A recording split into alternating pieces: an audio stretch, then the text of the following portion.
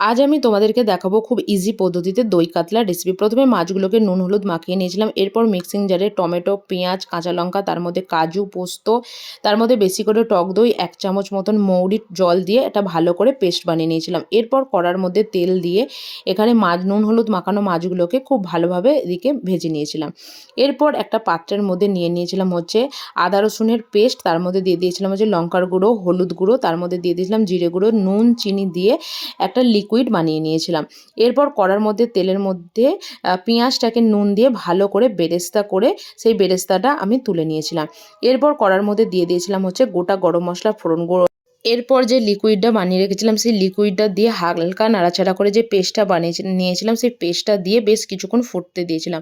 ফোটার পরে এর মধ্যে দিয়ে দিয়েছিলাম হচ্ছে ধনেপাতা কুচি, তার মধ্যে মাছগুলোকে দিয়ে খুব ভালোভাবে ফুটিয়ে ধনেপাতা কুচি দিয়ে বেরেস্তা ওপর থেকে ছড়িয়ে নামিয়ে পরিবেশন করেছিলাম। কেমন লাগলো অবশ্যই কিন্তু জানিও।